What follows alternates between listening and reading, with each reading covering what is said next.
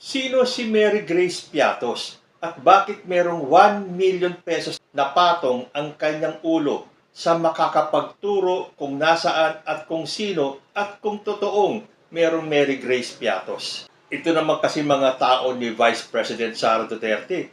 Gagawa din lang ng milagro, hindi pa ayus-ayusin. Gamitin mo ba namang apelyido yung chichirya? At gaano ba kahalaga si Mary Grace Patoos? Ano ang kaugnayan niya kay Vice President Sara Duterte? Pero nagsalita na po si VP Sara at sinabi niyang hindi niya kilala si Mary Grace Patoos at hindi niya alam tungkol dito sa AR o yung mga acknowledgement receipt na ibinigay sa COA dahil hindi daw niya alam yung proseso. Pero bakit parang ayoko maniwala? Ikaw ang head, ikaw ang Vice President, ikaw ang dating head ng DepEd, hindi mo alam ang mga pasikot-sikot, ang mga proseso, kung ano ang nagaganap sa inyong kinasasakupan or niloloko ka ng mga tauhan mo. Ang ibig bang sabihin, niloloko ng mga tao ni VP Sara, yung amo nila? Gumagawa sila ng mga acknowledgement receipts, pinipirmahan nila with fictitious names, tapos gagawa ka rin lang ng peking pangalan, yung pang madaling mahalata. Nag-iisip ba itong mga tao ni VP Sara? Pero ano nangyayari ngayon? Mga tao mismo ni Sara Duterte, nilalaglag na ba siya? Kanya-kanya na sila ng palusot. Mga ayaw madamay sa gusot na ito. Tapos sasabihin ni Sara Duterte, naaawa daw siya sa kanyang mga empleyado, sa kanyang mga tao dahil nadadamay dito sa mga usaping ito. Isa lang naman ang solusyon dyan eh. Humarap ka sa congressional hearings, magsalita ka, doon mo depensahan ang mga tao mo. Hindi eh. Ang nangyayari, parang pinababayaan mo na lang sila. Aba, kahit na ako, kung ako ipababayaan ng taong inaasahan ko magtatanggol sa akin, ay, naku, laglagan na. Kasi naglabas na po ng statement si Sara Duterte and as usual, no comment na naman siya sa mga issue na gusto niyang iwasan. Ito po yung kanyang sinabi.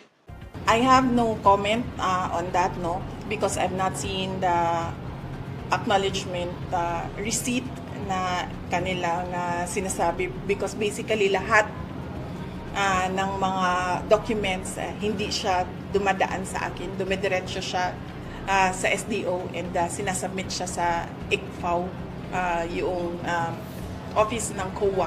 So hindi ako makakomment, lalong-lalo na hindi namin alam kung paano pinroseso ang pagbigay ng copies ng ARs or ng submissions namin sa COA to the House of Representatives, and sino ang nag-handle noong mga documents.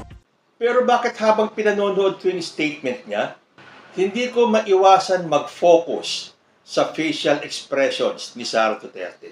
Para talaga siyang may pinagtatakpan, may itinatago talaga. Again para po sa akin yan. Bakit ngayon parang hindi in fighting mood si Sara Duterte?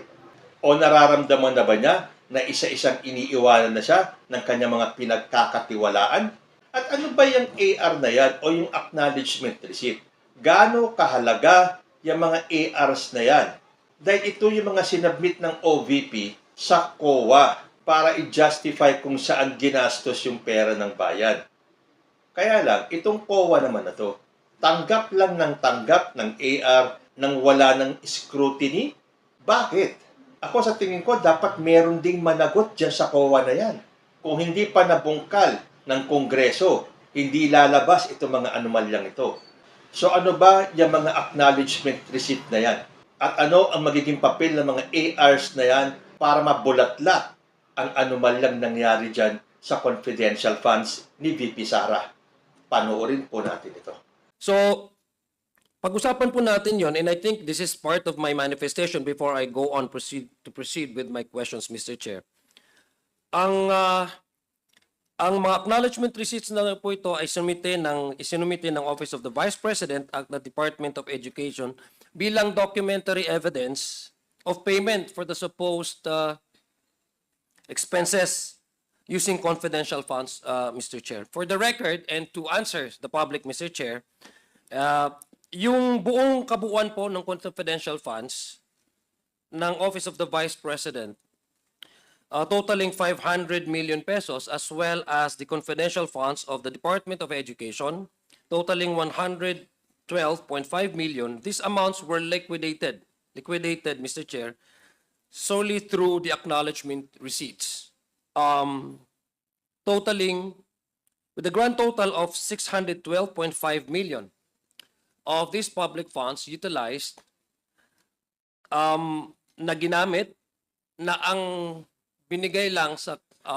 COA as a justification for the utilization of these confidential funds ay yung acknowledgement receipts na marami ho tayong nakita in the previous hearings na medyo questionable.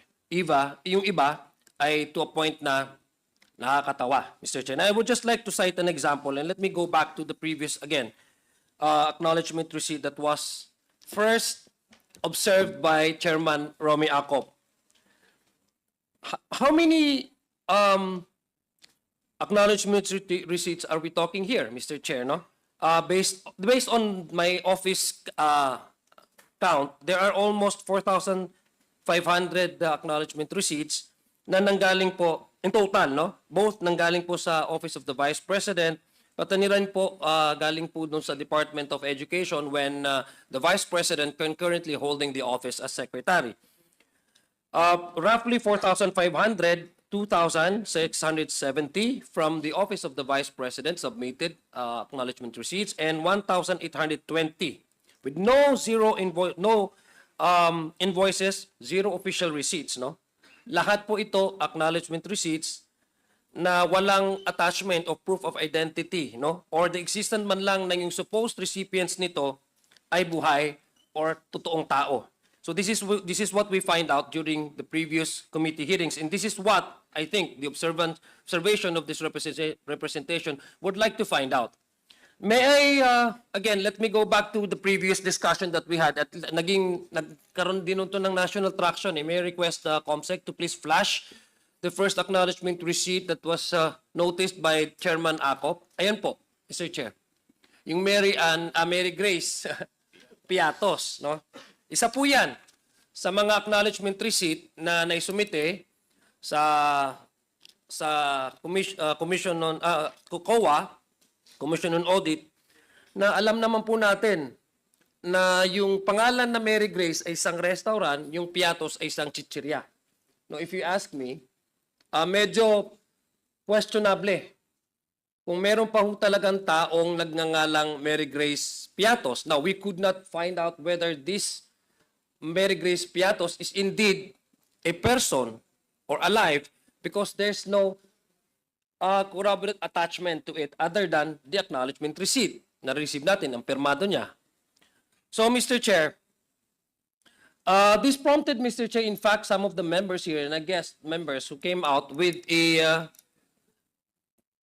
yung pabuya na kung sino man ang makakapagturo, Mr. Chair, sa taong ito na buhay, we are willing to provide 1 million pesos as a reward for anybody who can point to us whether this Mary Grace Patoos is indeed a person and if she is really around, alive, no, Mr. Chair. Also, as Mr. Chair, another observation that I want to ask, I think it was also already mentioned during the previous hearings, that there are names appearing in both the acknowledgement receipts from the OVP and as well as from the Department of Education. Pero may isang pangalan na nag-stand out sa akin among all the acknowledgement receipts na sinumite nila. So, Mr. Chair, just to maintain the confidentiality of the activities, assuming there were any such activities, Mr. Chair, I would just like to just show to you the signature of this particular acknowledgement receipt which I noticed, Mr. Chair. No? May I request our COMSEC to flash the second. Yan po. Ito po yung acknowledgement receipt. Galing po yan sa Office of the Vice President. Yung set po na sinubmit. Gusto ko lang pong tanungin ang ating COA. Mr. Chair, is Ms. Camora present? May we know if Here? representative from COA is present? Attorney Camora. Saan? Yes, Attorney Camora is present. Attorney? Comsec, can you please flash the... You have already taken your oath, man, no? Kasi several times ka naman umattend, Attorney Camora. Tama po ba? Yes. Can you... Yeah, Attorney please. Camora, please answer. Yes po, Mr. Chair. Nakita niyo naman po itong ano, no? Acknowledgement receipt, no? Yes po, Mr. Chair. Sa palagay niyo, nababasa niyo po ba yan, yung pangalan dyan? It's, I think, Kokoy Villamin po. Yeah, Kokoy Villamin received on, ano ba yan, 9, no? September 7, 2023, no? So, itabi lang po natin yan for the meantime. And I'd like also to show you another acknowledgement receipt, this time from the Department of Education. Mr. Chair, can I ask Comsec to... Yes. On the left side, with black ink, that's from the OVP. On the other side is from DepEd. Okay, pakibasa po yan, yung pangalan din po dyan sa DepEd.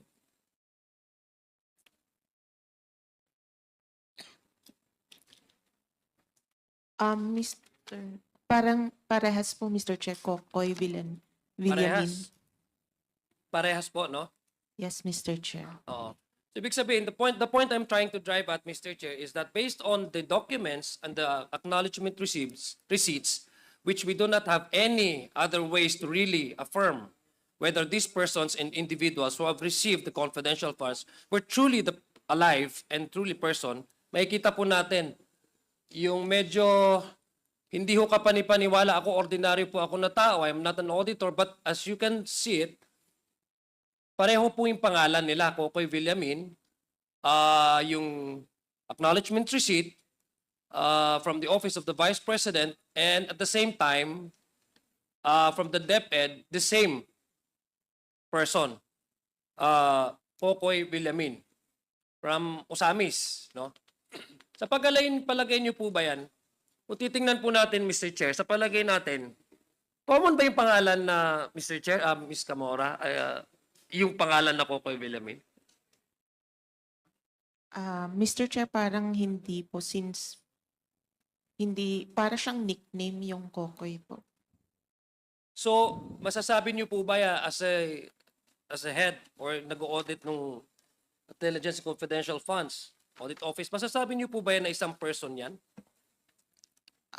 Pwede po, Mr. Chair. Pwede? Pwede po. Pwedeng isang person, no? Is it just a coincidence that the same two offices heading by the same person submitting to you the same acknowledgement receipts can encounter two persons? How unlikely would that be? Two persons with the same name, bearing the same spelling, same last name, with the same first name. Posible po yan? Medyo likely less possible. Yeah, I think po. it's highly unlikely, Mr. Chair, na yun po yung mangyayari, no? Kung titingnan niyo po ba yan, Ms. Camora, yung sulat po ba dyan pagkapareho?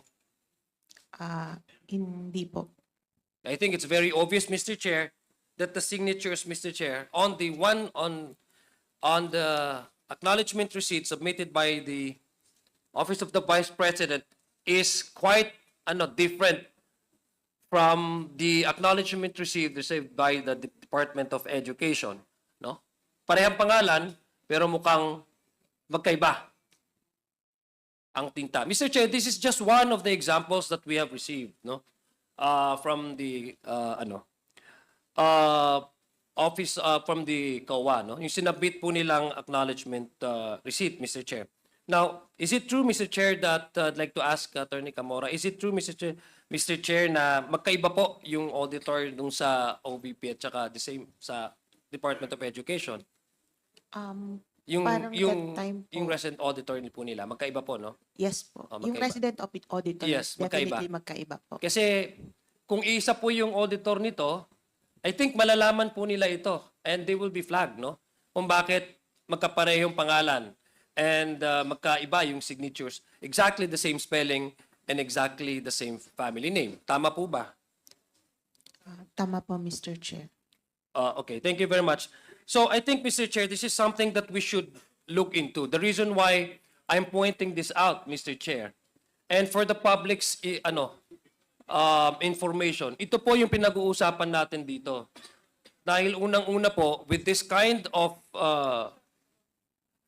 itong pag-aabuso sa ganitong proseso ng pag-audit na ibibigay lang po nila is acknowledgement receipts, it gives us so many, it provides us so many, and it opens up so many floodgates of questions, which I believe, yun yung pinaka-importante po na masagot.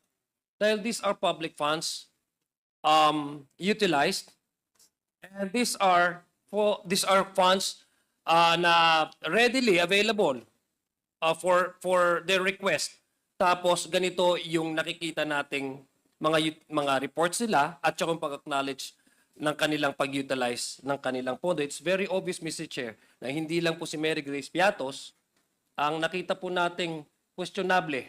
Nakikita din po natin na may mga acknowledgement receipts, Mr. Chair, na pare-pareho yung pangalan, na magkakaiba yung date, na magkakaiba yung kanilang pirma, Mr. Chair.